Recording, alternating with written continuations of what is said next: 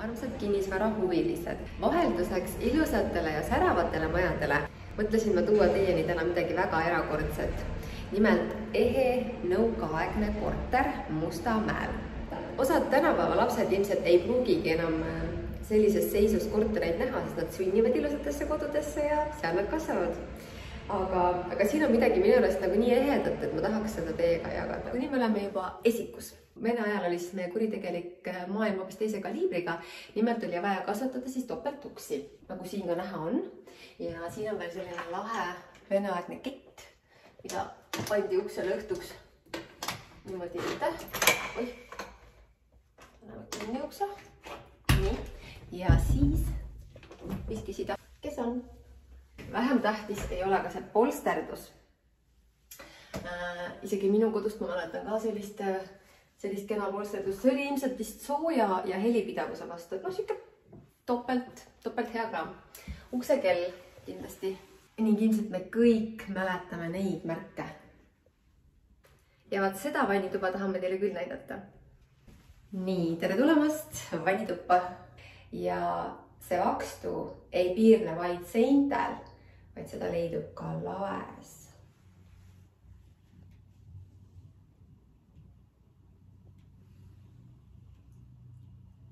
Ja kellel hakkab pea ringi käima, siis täiesti arusaadav. Aga no pean ütlema, et vaatamata kõigele see vannituba tundub väga hubane.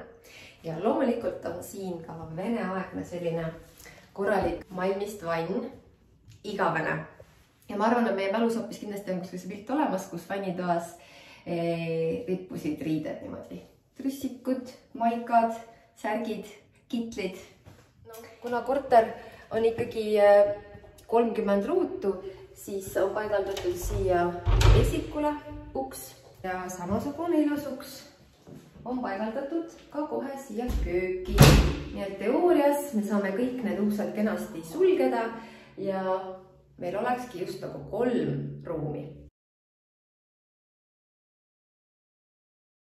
Korteris on tegelikult väga maitsekas keraamiline plaat pandud siia taha seina. Et see küll natukene hops tuleb siit seinast ära, ilmselt ei ole siia väga hästi nagu kleebitud, aga sest ei ole midagi. Ja Vene ajal kasutati siis põrandatel sellist pappi, mis natukene küll kiiksub ja äksub, aga sest ei ole midagi. Ja nagu näete, põrand on selline elav, siin on näha nagu erinevaid etappe, kus mõni kapp võis seista mingil ajal, mini voodi, kriimustused. Ja ma arvan, et eraldi äramärkimist võib-olla vajaks veel näiteks põrandaliist, mis on siis alati natukene nagu ajastute värvi, siin on erinevaid värve ja alati siis tapeet jõudis ka siia liistu peale niimoodi, et on näha. Ja muidugi teine teema, mis on siis näiteks televiisori kaabel, mida veeti siis vastavalt mööda seina ääri, kohati läheb siis seinast läbi, jätkub esiku lael, nii, ja jõuab siis kuskile siia. Vanasti üritati ruumi ikkagi väga praktiliselt ära kasutada ning ka selle ühetoalise puhul on loodud siis siia selline ukseava. See sein siit on ehitatud kinni, nagu te näete, siis tapeedist on näha, et siit tegelikult jookseb selline seina osa, aga see ehitati kinni selleks, et kui me siit läbi poeme, siis siia koridori ehitati üles selline väga mahukas kapp. Võt nii, nagu te näete, siis seda kappi saab mõlemalt poolt kasutada, nii esikust kui köögist. Ja see lagi toodi siis madalamale, nii et selle seinaga koos töös siit sai siia siis ruumi juurde vanipaigaks ja natuke nagu esikut suurendada. Ja noh, tegelikult pääsebki siit august täitsa kenasti läbi. Pole häda midagi.